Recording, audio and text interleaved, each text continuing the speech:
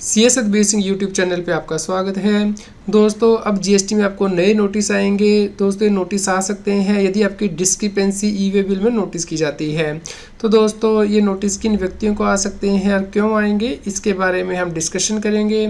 आप हमारे YouTube channel को सब्सक्राइब कर लें और आप हमें WhatsApp channel CS Satbir Singh tax hill पे भी सब्सक्राइब कर लें और टेलीग्राम चैनल पे भी लिंक वीडियो की डिस्क्रिप्शन में भी दिया गया है और कमेंट सेक्शन में भी दिया गया है, ताकि आपको रेगुलर अपडेट आपके मोबाइल पे ही मिलते रहें। दोस्तों अकाउंटेंट जनरल ऑडिट के द्वारा जीएसटी सिस्टम का ऑडिट किया गया और देखा गया कि बहुत सी डिस्क्रिपेंसी ई वे बिल में आई है। दोस्तों सबसे पहला केस जहाँ पे कि आपको नोटिस आ सकता है ई वे बिल में डिस्क्रिपेंसी की वजह से, वो है यदि आपने सिंगल इनवॉइस के अगेंस्ट सिंगल ई वे बिल नहीं बनाया है तो उस केस में नोटिस आ सकता है। नॉर्मली देखा गया है कि टैक्स पेयर सिंगल इनवॉइस के अगेंस्ट मल्टीपल ई वे बिल बनाते हैं, जबकि जीएसटी में अलाउड नहीं है। आप सिंगल इनवॉइस के अगेंस्ट सिंगल ई वे बिल ही बना सकते हैं। तो जिन टैक्स पेयर ने मल्टीपल ई वे बिल बनाए हैं उन्हें जीएसटी डिपार्टमेंट के द्वारा नोटिस जारी किए जा सकते हैं। दोस्तों दूसरा केस है जब कॉम्पोजिशन डीलर ई वे बिल बनाता है।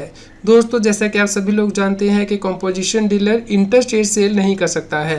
तो यदि कॉम्पोजिशन डीलर ने जीएसटी की रजिस्ट्रेशन ली है एज ए कॉम्पोजिशन स्कीम के अंतर्गत, तो उस केस में वो इंटर स्टेट ई वे बिल जनरेट नहीं कर सकता है। तो यदि कुछ उसने इंटर स्टेट यानी कि एक स्टेट से दूसरी स्टेट में ई वे बिल बनाया है माल सप्लाई करने के लिए, तो उस केस में भी जीएसटी डिपार्टमेंट के द्वारा नोटिस जारी किए जा सकते हैं।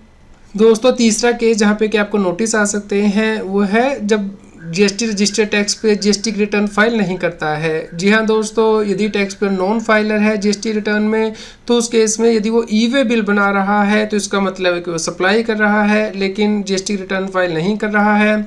तो इस केस में भी जीएसटी डिपार्टमेंट के द्वारा नोटिस जारी किए जा सकते हैं।